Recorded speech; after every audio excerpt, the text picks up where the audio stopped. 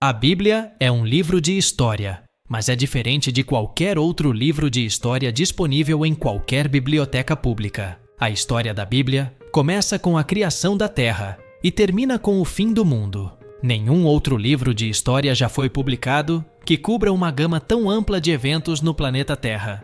Parcialmente porque ninguém estava presente no início para testemunhar e documentar isso. E, portanto, ninguém pode escrever o começo do nosso mundo com autoridade. Somos as únicas pessoas no mundo que sabem como tudo terminará. Isso é único. O Senhor não revelou o futuro para os seus seguidores para satisfazer sua curiosidade. Foi para prepará-los para o futuro, para que não fossem surpreendidos quando ele chegasse e para que não o interpretassem erroneamente. Seja grato porque Jesus foi tão direto em compartilhar o que o futuro nos reserva. As pessoas perguntam: estamos no fim dos tempos? No entanto, a Bíblia fala dos últimos dias e estamos nos últimos dias há 2000 anos. O último dia começou no Pentecostes, onde a primeira profecia dos últimos dias foi cumprida. Cada geração cristã deve viver pronta para o retorno do Senhor. A Bíblia é um livro cheio de previsões. Suas páginas contêm 735 previsões sobre o futuro. Uma previsão pode ser encontrada em 1/4 dos capítulos da Bíblia do começo ao fim. É basicamente um texto profético, embora alguns livros se concentrem mais em previsões do que outros. 596 das 735 previsões de fato ocorreram e se concretizaram literalmente, de acordo com a previsão das Escrituras. Portanto, 81% de todas as profecias da Bíblia já se cumpriram. E algumas dessas profecias foram feitas séculos antes do ocorrido. Não devemos duvidar que as 19 restantes também acontecerão. A Bíblia provou ser 100% correta para cada previsão que poderia ter sido cumprida até agora. Do restante, a maioria deles está relacionada com o retorno real de Jesus e o que ocorre depois disso. Quantas dessas previsões ainda precisam se concretizar antes do retorno de Jesus? A resposta é cerca de 20. E estamos observando para ver essas coisas acontecerem primeiro. Antes de buscarmos o retorno do Senhor, Jesus nos disse para vigiar e orar.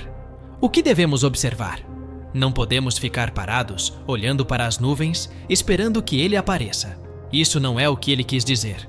Ele quis dizer para mantermos os olhos no que está acontecendo no mundo e ver quais sinais Ele nos deu para nos ajudar a nos preparar.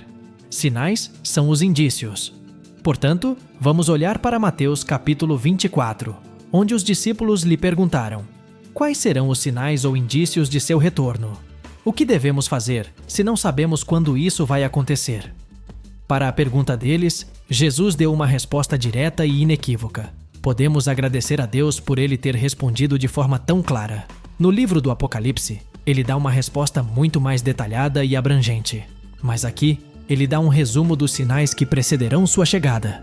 Os discípulos se aproximaram de Jesus em segredo enquanto ele estava sentado no Monte das Oliveiras. Mateus 24 diz que Jesus estava sentado no Monte das Oliveiras. Seus discípulos vieram até ele em particular e disseram: nos diga, quando tudo isso acontecerá? Que sinal indicará sua volta e o fim do mundo? Jesus lhes disse: não deixem que ninguém os engane, pois muitos virão em meu nome, afirmando serem o Messias. Eles enganarão muitos e vocês ouvirão falar de guerras e ameaças de guerras. Mas não entrem em pânico. Sim, essas coisas devem acontecer, mas o fim não virá imediatamente. Nação se levantará contra nação e reino contra reino. Haverá fomes e terremotos em muitas partes do mundo. Mas tudo isso é apenas o começo das dores de parto, com mais por vir. Então vocês serão presos, perseguidos e mortos. Vocês serão odiados em todo o mundo por serem meus seguidores. E muitos se afastarão de mim, trairão e odiarão uns para com os outros. E muitos falsos profetas aparecerão e enganarão muitas pessoas.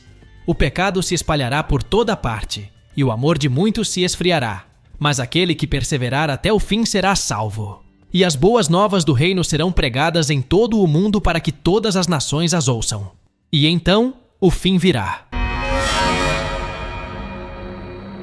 O dia está chegando quando você verá o que o profeta Daniel falou: o objeto sacrílego que causa desolação ficando no lugar santo. Leitor, preste atenção. Então, aqueles em Judeia devem fugir para as colinas. Uma pessoa no convés de um telhado não deve descer para a casa para fazer as malas. Uma pessoa no campo não deve voltar nem mesmo para pegar um casaco. Como será terrível para as mulheres grávidas e para as mães que amamentam naqueles dias. E ore para que sua fuga não seja no inverno ou no sábado, pois haverá uma angústia maior do que em qualquer momento desde o início do mundo, e nunca será tão grande novamente. Na verdade, a menos que esse tempo de calamidade seja encurtado, nenhuma pessoa sobreviverá, mas será encurtado por causa dos escolhidos de Deus. Então, se alguém lhe disser, olhe, aqui está o Messias, ou ali está ele, não acredite, pois falsos messias e falsos profetas se levantarão e realizarão grandes sinais e maravilhas, a ponto de enganar, se possível, até mesmo os escolhidos de Deus. Veja, eu vos tenho avisado antecipadamente. Portanto, se alguém lhe disser, olhe, o Messias está no deserto, não se preocupe em ir procurar ou olhe, ele está escondido aqui. Não acredite, pois assim como o relâmpago brilha no leste e brilha até o oeste, assim será quando o Filho do Homem vier. Assim como a reunião de abutres mostra que há um cadáver por perto, assim, esses sinais indicam que o fim está próximo. Imediatamente, após a angústia daqueles dias, o sol será escurecido, a lua não dará luz, as estrelas cairão do céu e os poderes no céu serão abalados. E então, finalmente, o sinal de que o Filho do Homem está chegando aparecerá nos céus e haverá um lamento profundo entre todos os povos da terra. E eles verão o Filho do Homem vindo nas nuvens do céu com poder e grande glória. E ele enviará seus anjos com o som poderoso de uma trombeta. E eles reunirão seus escolhidos de todo o mundo, dos confins da terra e do céu. Agora, aprenda uma lição da figueira. Quando seus ramos amolecerem e suas folhas começarem a brotar, você saberá que o verão está próximo. Da mesma forma, quando você vir todas essas coisas, você saberá que seu retorno está muito próximo, bem à porta. Eu vos digo a verdade, esta geração não passará da cena até que todas essas coisas aconteçam. O céu e a terra desaparecerão, mas minhas palavras nunca desaparecerão. No entanto, ninguém sabe o dia ou a hora em que essas coisas acontecerão, nem mesmo os anjos no céu ou o Filho em si. Somente o Pai sabe. Agora, nesse trecho, ele deu 4 sinais distintos de sua vinda. Então, o que exatamente são esses 4 sinais que ele nos deu?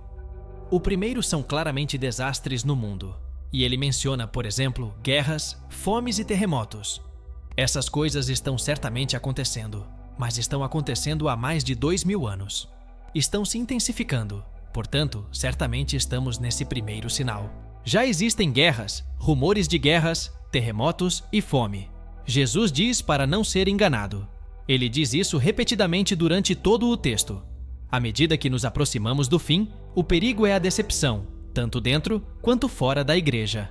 Nesse caso, ele diz, a partir de falsos cristos, falsos messias, pessoas que se aproveitarão da turbulência de desastres naturais para se apresentarem como salvadores.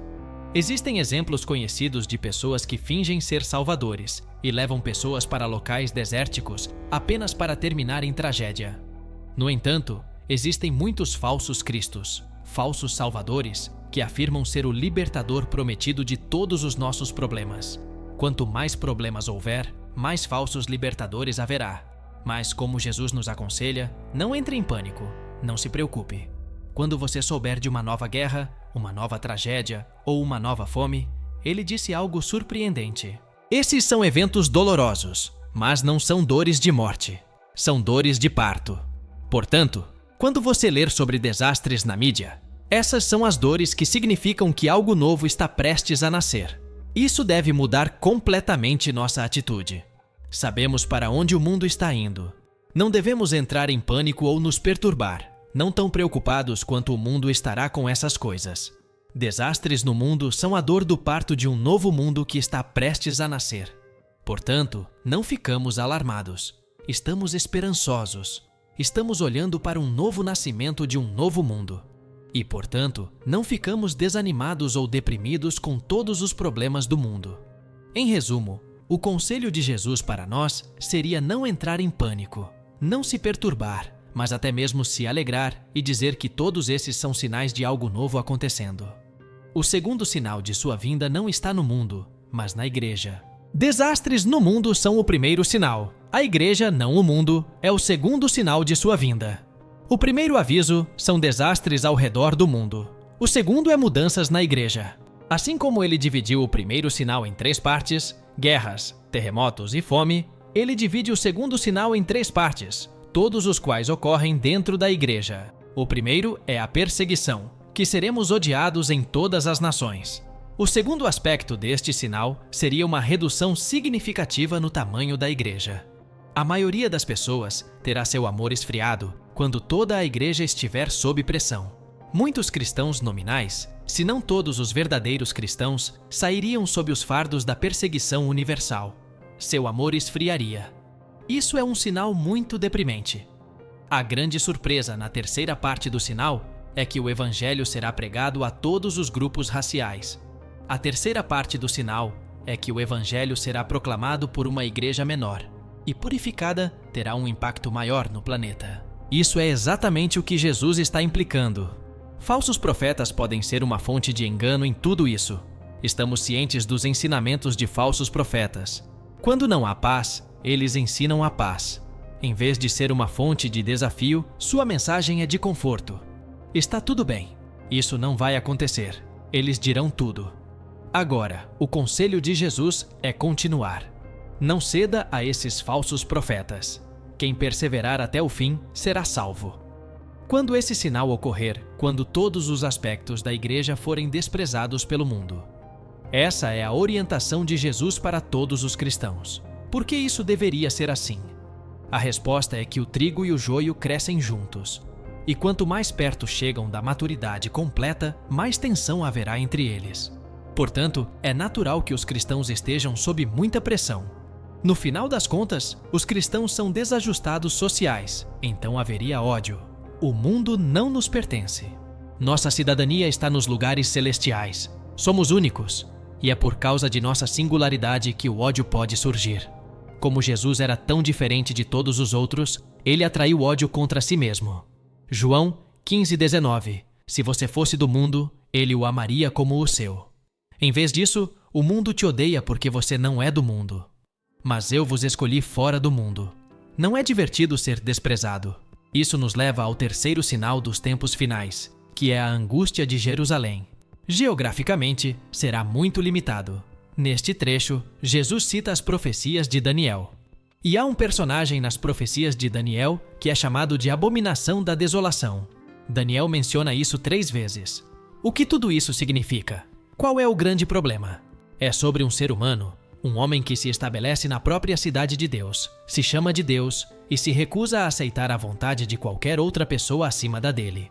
Um tirano cuja chegada terá ramificações globais, mas que estará centrado em Jerusalém, a cidade de Deus, o lugar santo.